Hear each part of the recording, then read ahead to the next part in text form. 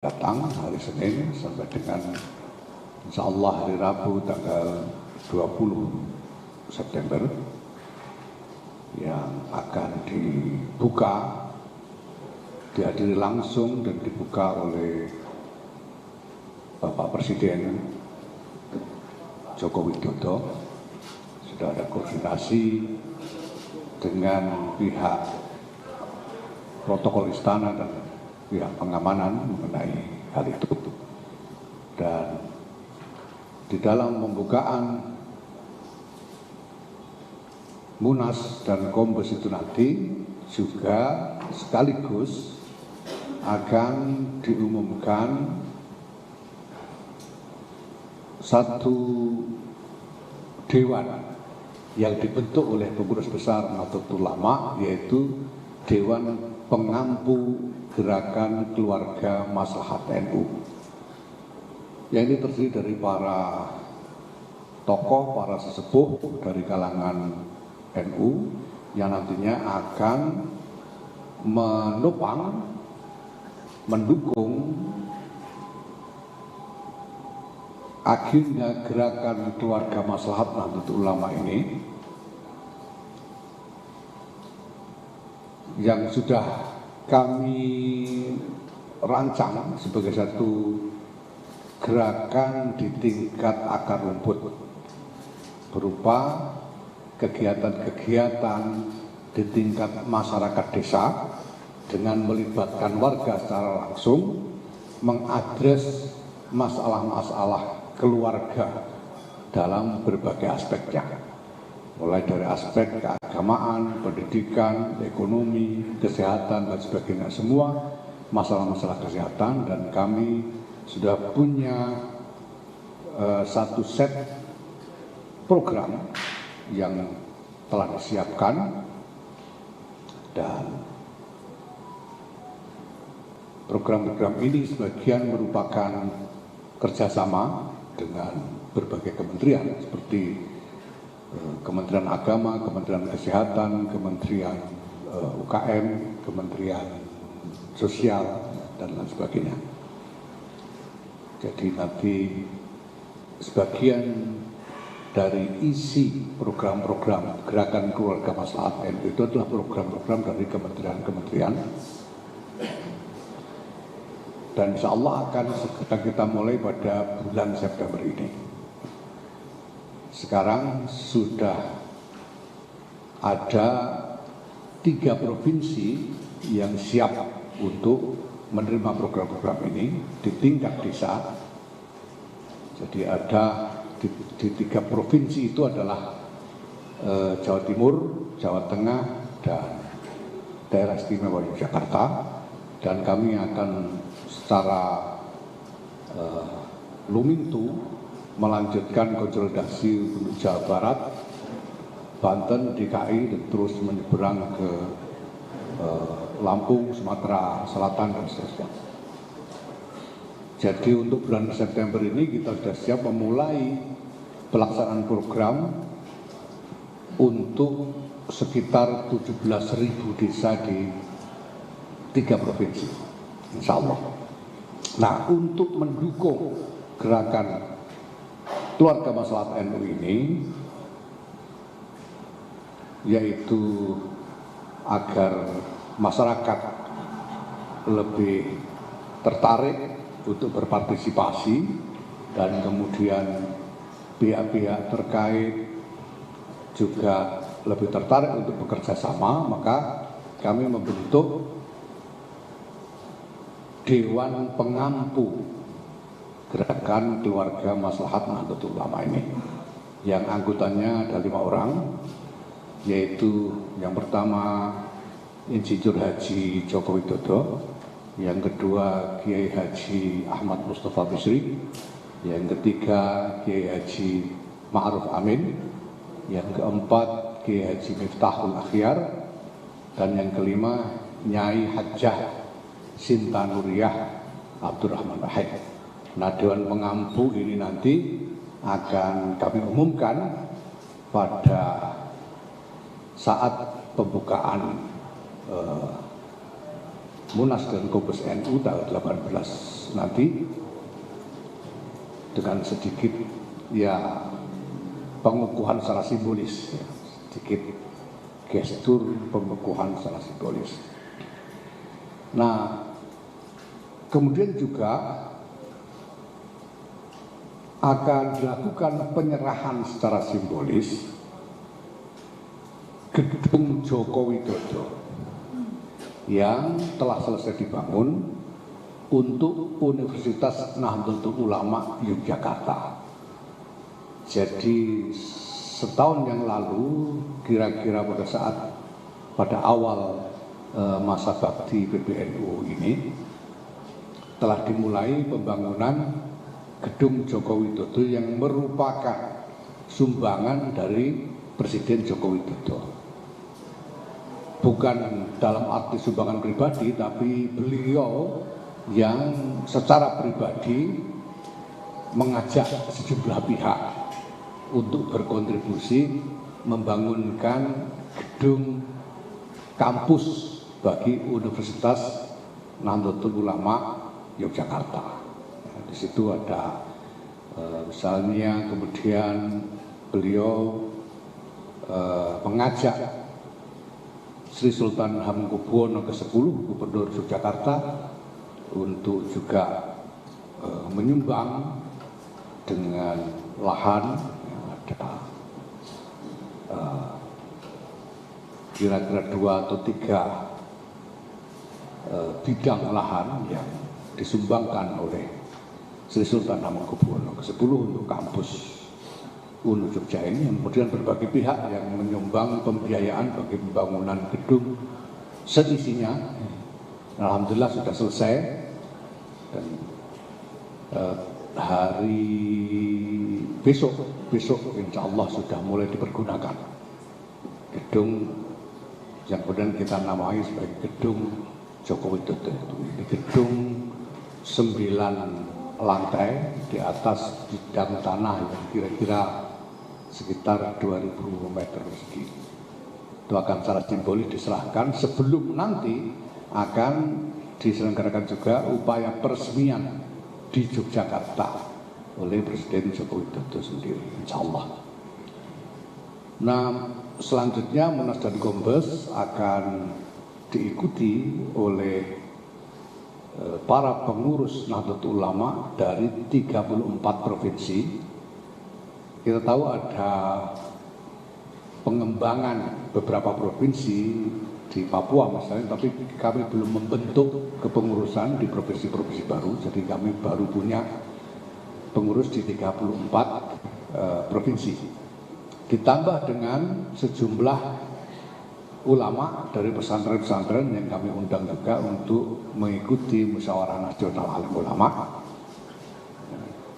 Total seluruh peserta kira-kira 700 orang dari pengurus NU dan para ulama. Nah, pengurus NU ini nanti termasuk juga pengurus dari pusat, yaitu dari lingkungan pengurus besar Nahdlatul Ulama, baik pengurus harian maupun pengurus lembaga-lembaga dan juga badan-badan otonom. Konferensi besar akan membicarakan hal-hal terkait dengan organisasi, peraturan-peraturan perkumpulan, program, dan lain-lain. Sedangkan Musyawarah Nasional Alim Ulama akan mendiskusikan masalah-masalah keagamaan yang di dalam NU disebut sebagai Bahsul Masail Diniyah, Ad-Diniyah, Bahsul Masail Ad-Diniyah, pembahasan masalah-masalah keagamaan, yang kami bagi menjadi 3 bagian, yaitu masail diniyah waqi'iyah, masalah-masalah keagamaan yang praktikal yang dihadapi oleh warga sehari-hari. Kemudian masail diniyah maudu'iyah, masalah-masalah keagamaan yang tematik, menyangkut ide-ide, ya, isu-isu dan lain sebagainya. Kemudian masail diniyah qanuniyah yang bahas hal-hal yang terkait dengan peraturan-peraturan perundang-undangan yang ada.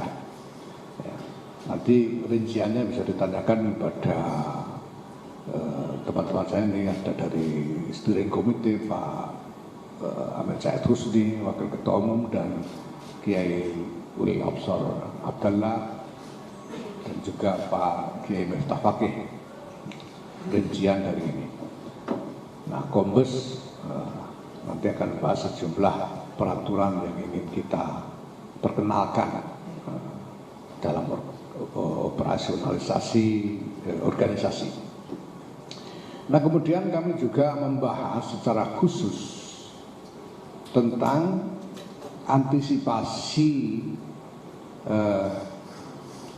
perkembangan situasi masyarakat kita belakangan ini dan dalam waktu ke depan, khususnya terkait dengan dinamika menjelang pemilu dan pemilihan presiden yang akan menjadi momentum kompetisi politik yang besar sekali dan pasti akan sangat berpengaruh terhadap situasi kemasyarakatan. Dan kami membahas bagaimana NU harus menempatkan diri di tengah-tengah dinamika itu. Seperti sudah sering kali saya sampaikan bahwa NU tidak boleh menjadi kompetitor di dalam dinamika yang ada. Dan PBNU tidak akan menempatkan diri sebagai pihak di dalam kompetisi yang berlangsung. Nah, ini punya konsekuensi terkait dengan artikulasi-artikulasi yang mungkin akan dibuat oleh baik lembaga PBNU sendiri maupun personel-personel pengurusnya. Ya.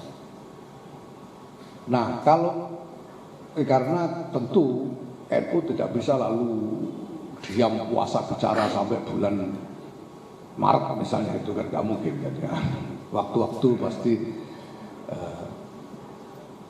punya gagasan untuk bisa disampaikan kepada masyarakat atau harus menanggapi pertanyaan terutama dari teman-teman jurnalis ya. Nah, kami menyepakati sejumlah parameter terkait dengan hal ini, yaitu bahwa pertama, di lingkungan PBNU ini boleh saja personel-personelnya ini membuat artikulasi publik walaupun terkait dengan dinamika politik yang ada. Pada dasarnya pandangan kami begini, bahwa walaupun ada wawasan bahwa investasi dibutuhkan oleh negara, investasi itu harus dijadikan peluang, sungguh-sungguh dijadikan peluang untuk meningkatkan taraf hidup masyarakat, khususnya masyarakat di lingkungan yang menjadi destinasi investasi itu sendiri. Ya. Seperti kasus Rempang ini kan urusannya ada investasi ditempatkan di sana dan kemudian timbul masalah dengan masyarakat di lingkungan setempat. Nah, investasi itu harus dikembalikan kepada tujuan asalnya, yaitu untuk kemaslahatan masyarakat. Maka harus dijadikan peluang untuk meningkatkan taraf hidup masyarakat, khususnya di lingkungan destinasi dari investasi itu sendiri. Ya. Dan masyarakat tidak boleh menjadi korban. Masyarakat tidak boleh menjadi korban. Oke, apapun juga kesentosaan dari masyarakat itu nomor satu. Resiko-resiko investasi itu hitungan terkemudian. Pertama-tama kesentosaan masyarakat itu harus dijaga. Tidak boleh masyarakat menjadi korban, karena itu berarti melenceng dari tujuan investasi itu sendiri. Nah, ketika sekarang terjadi masalah seperti di Rempang ini, ya, sebetulnya Nahdlatul Ulama saya kira sama dengan eksponen-eksponen sosial yang lain yang menjadi stakeholder masyarakat seperti ormas-ormas yang lain juga.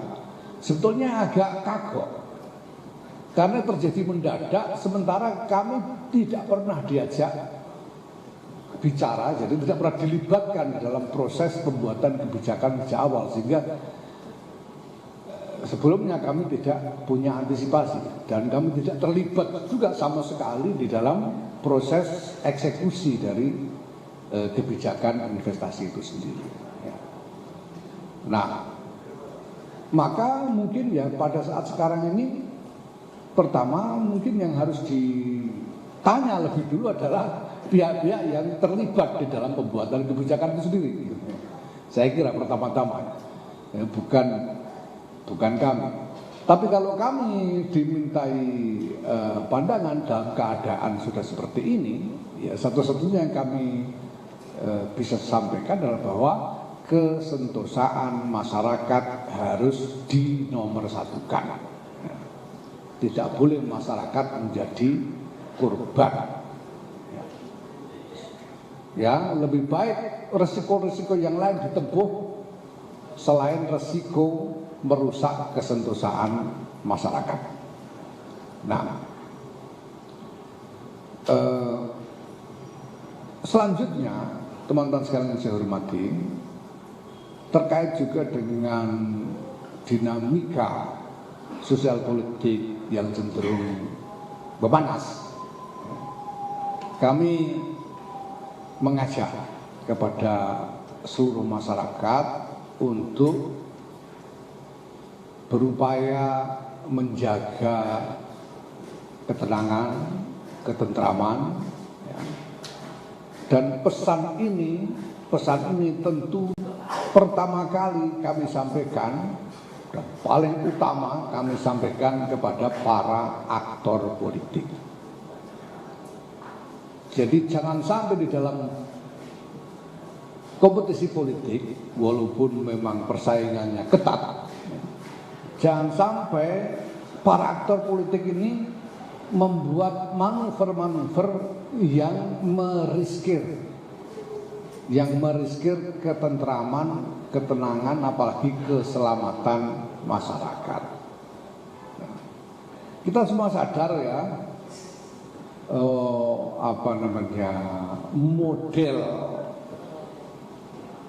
pertarungan politik yang sekarang lazim dilakukan oleh aktor-aktor, mulai dari pertarungan di platform-platform internet, di media sosial dengan hoax dan lain sebagainya, dengan provokasi dan lain sebagainya, sampai dengan masalah-masalah yang sengaja dipicu di tengah-tengah masyarakat. Ini kadang-kadang terjadi. Kami menyerukan agar hal-hal yang dapat mengancam ketentraman dan kesentosaan masyarakat ini jangan sampai dilakukan oleh aktor-aktor politik.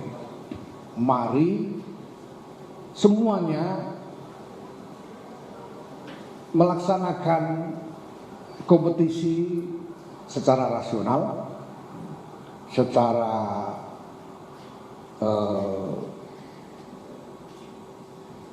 tenang, ya, dan peduli kepada ketentraman dan keselamatan masyarakat. Jangan hanya karena ingin menang lalu meriskir masyarakat menjadi korban dari pertarungan yang berlangsung. Nah,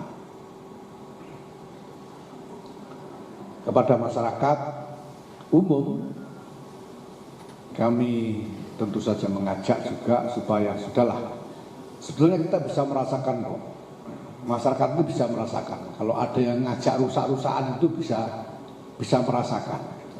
Kalau ada politisi melakukan provokasi, masyarakat itu bukannya tidak punya hati, bukannya membuta tuli, masyarakat bisa merasakan.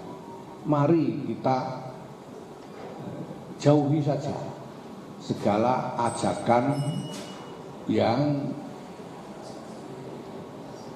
tidak baik, ya, ajakan yang tidak konstruktif yang dilakukan oleh para pemain politik ini. Keselamatan kita ini jauh lebih berharga, ketentraman masyarakat ini jauh lebih berharga. Kebijakan pemerintah itu kita boleh setuju, boleh tidak setuju, tapi yang paling utama adalah bahwa kita, keluarga kita, handetolan kita harus tetap punya kesempatan untuk hidup dengan tentram dalam keadaan apapun. Itu yang paling penting. Nah, ini saya kira saluran yang ingin kami sampaikan, di samping informasi-informasi terkait dengan kegiatan-kegiatan Nahdlatul Ulama ke depan.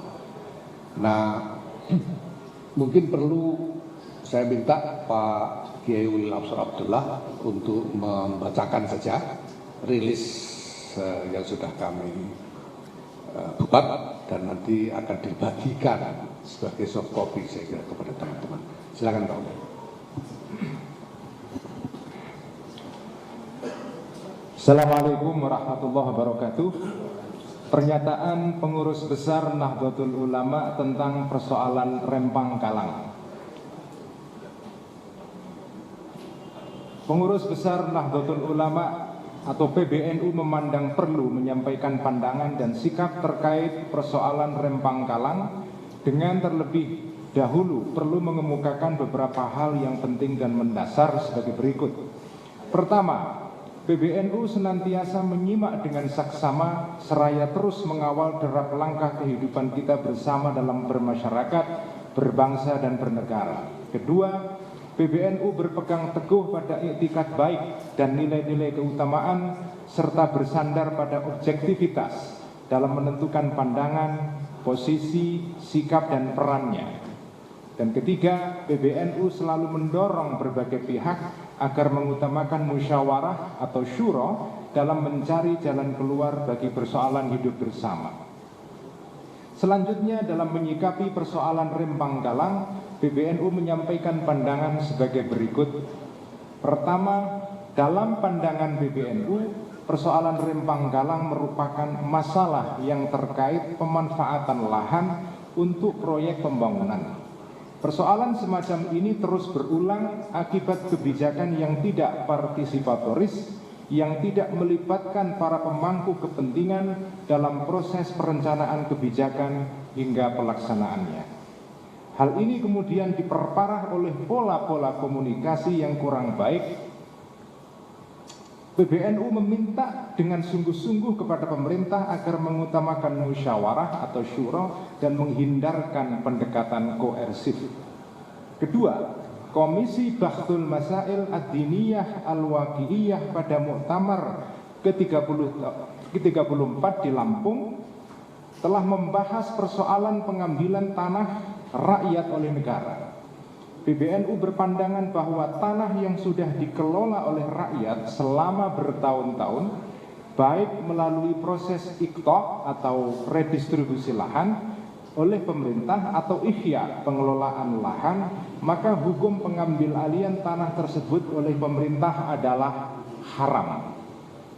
Namun demikian, PBNU perlu menegaskan kembali agar menjadi perhatian semua pihak bahwa hukum haram tersebut jika pengambil alihan tanah oleh pemerintah dilakukan dengan sewenang-wenang.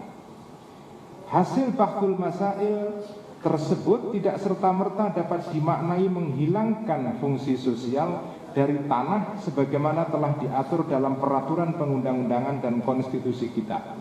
Pemerintah tetap memiliki kewenangan untuk mengambil alih tanah rakyat dengan syarat pengambil alihan dilakukan sesuai dengan ketentuan hukum dan peraturan perundang-undangan, dengan tujuan untuk menciptakan sebesar-besar kemakmuran rakyat dan tentu harus menghadirkan keadilan bagi rakyat pemilik dan atau pengelola lahan. Ketiga, PBNU mendorong pemerintah untuk segera memperbaiki pola-pola komunikasi dan segera menghadirkan solusi penyelesaian persoalan ini dengan memastikan agar kelompok yang lemah atau mustad'afin dipenuhi hak-haknya serta diberikan afirmasi dan fasilitasi. Keempat, PBNU mendorong pemerintah pusat dan daerah untuk lebih meyakinkan masyarakat mengenai pentingnya proyek strategis nasional dan kemaslahatannya bagi masyarakat umum, serta memastikan tidak adanya perampasan hak-hak serta potensi kerusakan lingkungan hidup dan sumber daya alam. Dan kelima terakhir, PBNU selalu membersamai dan terus mengawal perjuangan rakyat untuk mendapatkan keadilan melalui cara-cara yang sesuai kaidah hukum dan konstitusi.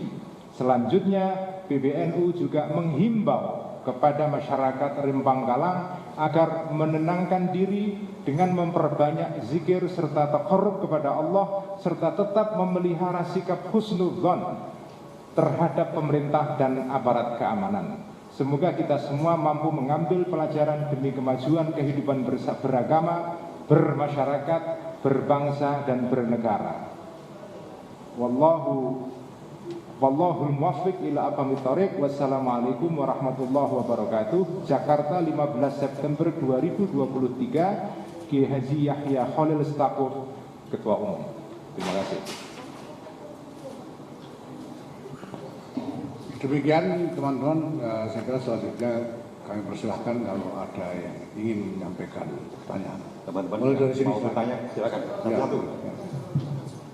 Diatur Pak Fajar ya. Terima kasih atas kesempatannya Bapak Gus Yahya. Perkenalkan, saya Widya dari simbanews.com. Mohon izin Pak, saya mau tanya soal Kombes NU ya nanti di tanggal 18 sampai 20 September. Kan nanti bakal banyak bahas revisi perkumpulan peraturan perkumpulan ya, Perkum ya Pak. Nah, mungkin salah satunya adalah revisi tentang rangkap jabatan. Nah, ini nanti apa sih Pak yang akan diganti Pak untuk revisi Perkum ini Pak? Nah, selain soal rangkap jabatan nih, kemarin kan baru aja nih Bapak Mardhani Maming digantikan dengan Bapak Agus dan ya. Apa sih pertimbangan PBNU menggantikan memilih Bapak Agus dan Arif sebagai bendahara umum PBNU? Terima kasih. Ya, terima kasih. Kalau soal Pak Mardhani Maming itu sebetulnya kan kita semua tahu bahwa dia punya masalah yang sudah sekitar 1 tahun ini sedang berlangsung, dan norma di dalam anggaran dasar dan anggaran rumah tangga NU untuk pengurus yang terlibat masalah hukum seperti ini tindakan organisasi baru bisa dieksekusi setelah status hukumnya punya kekuatan yang tetap atau inkrah. Nah, baru-baru ini yang bersangkutan mengajukan kasasi sudah ditolak, berarti sudah inkrah, dan karena itu bisa segera dilakukan pergantian pengurus dengan memberhentikan yang bersangkutan dan mengganti dengan bendahara umum, pengurus yang lain sebagai bendahara umum, yaitu Saudara Gutvan Arif. Nah, kenapa Gutvan Arif? Ya tentu itu berdasarkan kesepakatan dari rapat bersama-sama dengan Surya dan Tan Vidya. Nah, mengenai peraturan perkumpulan secara rinci saya persilakan Pak Amin Said untuk berikan. Mengenai ketentuan larangan rangkap jabatan, itu sebetulnya sebelumnya sudah ada peraturan pengurus besar Nahdlatul Ulama. Jadi hierarki aturan di PBNU, di NU itu yang paling tinggi itu adalah anggaran dasar, di bawahnya itu anggaran rumah tangga, di bawahnya lagi ada peraturan perkumpulan, di bawahnya lagi ada peraturan pengurus besar Nahdlatul Ulama. Larangan mengenai rangkap jabatan secara rinci ini sebelumnya sudah diatur melalui peraturan pengurus besar Nahdlatul Ulama.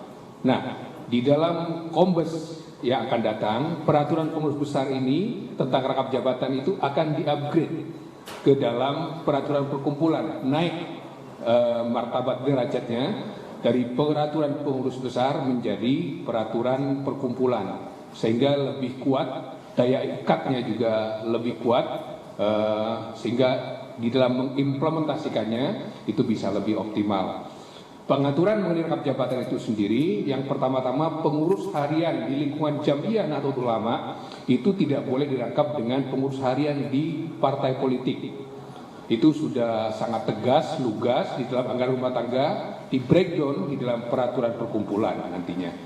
Kemudian untuk calon yang akan menjadi kandidat mandataris di struktur pengurus besar di struktur Nahdlatul Ulama, apakah itu Rois ataupun ketua atau Rois Am, wakil Rois Am, ketua umum, wakil ketua umum, sekjen, itu juga tidak haruslah orang yang dalam 1 tahun terakhir tidak merupakan pengurus dari partai politik. Kemudian jabatan-jabatan publik yang dipilih melalui proses-proses politik seperti presiden, wakil presiden, gubernur, wakil gubernur, bupati, wakil bupati, wali kota, wakil wali kota, anggota DPRD, anggota DPR RI, anggota DPD, menteri, itu juga tidak boleh dirangkap pada jabatan-jabatan mandataris di struktur Nahdlatul Ulama. Aturan-aturan ini sebelumnya sudah diatur di dalam peraturan PBNU, nanti akan di-upgrade menjadi peraturan perkumpulan. Gitu, Tom. Saya bisa tambahkan sedikit ya. Jadi yang ada tadinya peraturan itu hanya mengatur rangkap jabatan sesama pengurus harian. Jadi pengurus harian PBNU tidak boleh merangkap pengurus harian partai politik. Ya. Tapi kalau bukan pengurus harian masih boleh. Misalnya pengurus lembaga atau apa yang pokoknya bukan pengurus harian itu masih boleh dirangkap. Ya. Untuk pengurus harian. Nah, kami tambahkan kemudian bahwa untuk mandataris yaitu Rois Am dan ketua umum, Rois dan ketua di sebuah tingkatan tidak boleh merangkap jabatan dengan pengurus partai politik di tingkat apapun. Walaupun di parpol cuma penasehat misalnya itu tetap tidak boleh. Kalau mandataris, ya. Kalau mandataris tetap tidak boleh. Walaupun cuma misalnya seksi konsumsi gitu, ya, tetap tidak boleh ya. Kalau mandataris itu tidak boleh merangkap di kepengurusan partai dalam level apapun. Itu saya kira.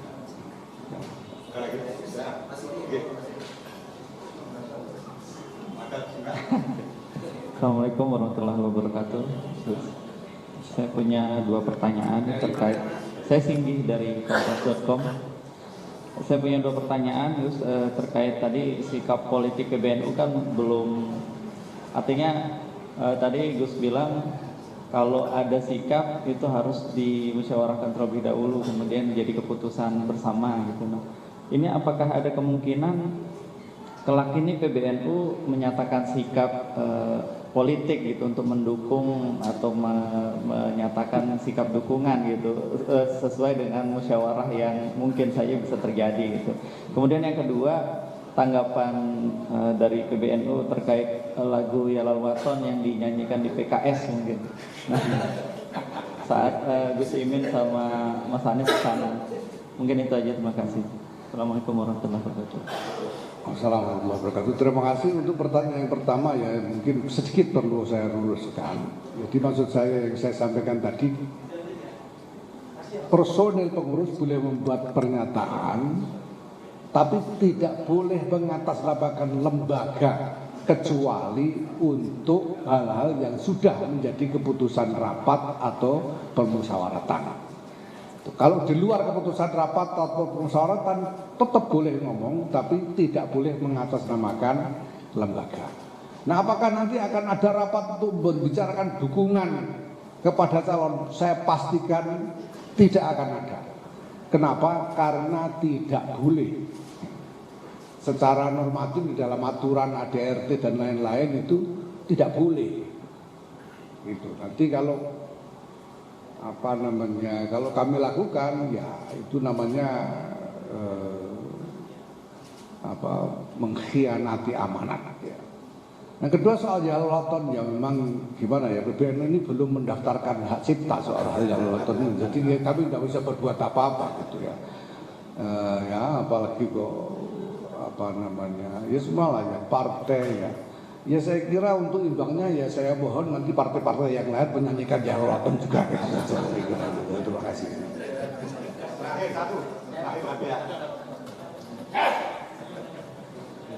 Terima kasih. Saya Hilmi dari Jawa Pos.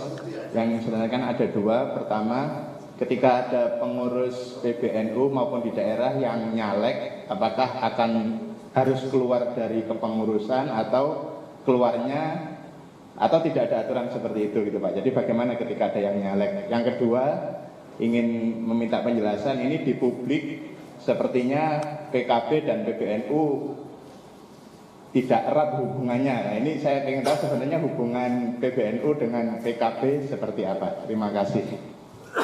Terima kasih untuk pertanyaan yang pertama. Selain mandataris boleh, ya tidak boleh itu mandataris. Pokoknya mandataris tidak boleh nyalon.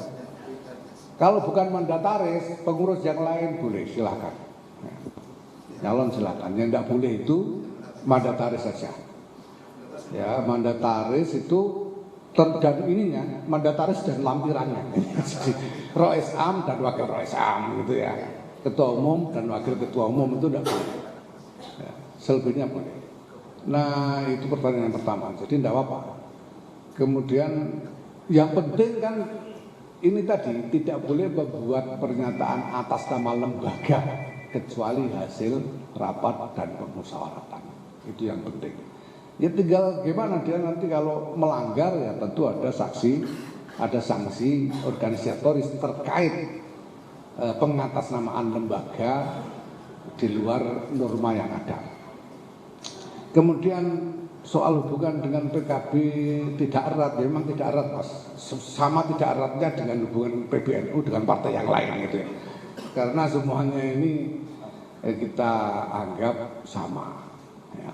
Lah PKB kan dulu yang membentuk PBNU. Iya, kenapa dulu PBNU membentuk PKB? Karena sejumlah warga, ya jumlahnya cukup banyak, tokoh-tokohnya minta PBNU membuatkan partai. Nah sudah dibuatkan ya sudah, gitu. Silakan partainya gitu.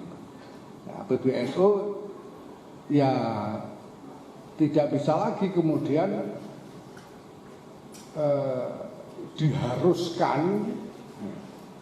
diharuskan untuk apa namanya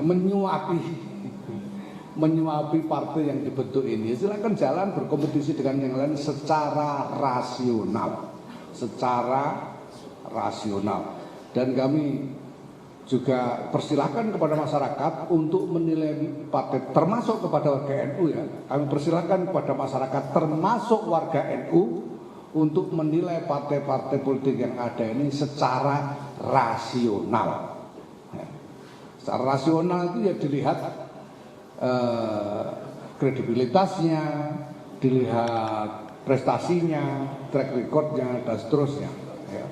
Tidak usah memperhatikan klaim-klaim atas nama NU misalnya. Ya. Kalau ada orang NU termasuk pengurus menjadi aktivis partai itu pribadi, bukan lembaga. Ya. Ini sebetulnya sederhana, walaupun orang itu suka mencampur adukkan, tapi sebetulnya sederhana sekali toh ini sebetulnya. Sederhana sekali. Ya. Saya sendiri misalnya, saya ini pendiri PKB termasuk. Saya ini salah seorang pendiri PKB. Bahkan sebelum dibicarakan di PBNU pada waktu itu, saya ikut serta memulai pembicaraannya bersama sejumlah kiai. Pertemuan pertama kali tentang partai politik baru ini di rumah saya di Rembang sana. Dan saya masuk tim untuk mempersiapkan berbagai macam dokumen fondasional untuk partai baru itu sebelum kemudian diserahkan kepada PBNU dan PBNU yang mendirikan partai itu. Ya. Dan saya tidak pernah keluar dari PKB sampai hari ini. Tapi sebagai ketua umum PBNU, saya tidak boleh menyeret-nyeret NU ke dalam PKB. Ya, sebagai ketua umum, ya, menyeret-nyeret NU dalam PKB nggak bisa. Sebagaimana halnya saya tidak boleh menyeret-nyeret NU ke dalam partai yang lain, menyeret-nyeret NU untuk mendukung calon ini atau calon itu, karena tidak diperbolehkan oleh norma organisasi. Jelas ya? Saya kira cukup. Cukup teman-teman. Teman-teman. Maaf, ini ada koreksi sedikit saya. Ini baru tahu saya malah. Jadi ternyata lagu Yalal Waton itu ya sudah diterbitkan hak ciptanya atas nama Hajah Mahfudah Ali Ubed dan Hajah Hizbiyah Rohim dan kawan-kawan. Ini Nyai Mahfudah ini putra dari Kiai Abdul Wahab Hasbullah, putri namanya, putri dari Kiai Abdul Wahab Hasbullah, dan Kiai Abdul Wahab inilah sebetulnya pencipta dari lagu Yalal Waton. Ya, maka selanjutnya saya kira ditanyakan saja kepada Nyai Mahfudah ini boleh apa enggak. Kalau selama ini sih PBNU menyanyikan nggak pernah digugat sama beliau gitu. Tapi kalau yang lain ya saya kira pemegang hak ciptanya Nyai Mahfudah Ali Ubed. Satu lagi. Terakhir. Iya Pak, Assalamualaikum Pak Kiai, saya Fadil dari Detikom.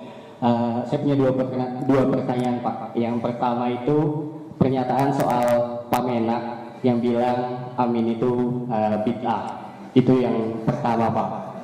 Kemudian yang kedua, apakah kata amin ini menurut PBNU bisa dipakai di dunia politik gitu? Maksudnya dipolitisasi gitu Pak. Nah, menyikapi dua hal itu mungkin Pak dari PBNU. Terima kasih Pak. Ya, untuk yang pertanyaan kedua dulu saya jawab ya. Itu saya kira yang harus menjawab ini Amin Said Kusmin sama-sama Amin. Ya. Amin, Imun, Umun, Imon itu ya terserah saja sebenarnya ya. Kita mau ngomong apa gitu. Kalau soal pernyataan menang saya tidak tahu pernyataannya lengkapnya seperti apa, konteksnya apa, tidak tahu saya. Dia juga bukan pengurus PBNU dan saya bukan juru bicaranya. Jadi silakan tanyakan langsung kepada yang bersangkutan ya. Itu saya kira. Dikit boleh Gus, tadi penegasan aja dikit aja Gus. Tadi kan Gus Yahya ngomong kalau misalnya Rais Am dan Wakil Rais Am itu mandatori ya. Jadi tidak boleh punya kepengurusan partai politik lain. Tapi kalau jadi ketua umum MUI boleh tapi ya, Gus. Gini, sebentar. Kalau ketua umum MUI itu kan aturannya ini menyangkut partai politik ya. Tapi ketua umum MUI kan bukan partai politik. Jadi MUI ini memang makhluk yang agak unik ya, karena dia sebetulnya statusnya ormas, tapi dulu dimaksudkan sebagai berkumpulnya macam-macam ormas Islam, gitu. Sehingga ya kita tidak mempersoalkan rangkap jabatan dengan MUI ini. Ya. Beberapa periode malah justru Rais Am sendiri yang merangkap jabatan dengan ketua umum MUI. Cuma kali ini Rais Am Kiai Miftahul Akhyar yang sebetulnya sudah sempat terpilih sebagai ketua umum MUI kemudian mengundurkan diri karena ingin fokus melaksanakan tanggung jawab beliau sebagai Rais Am PBNU itu saja. Dan sedikit koreksi yang jadi gini anunya itu apa namanya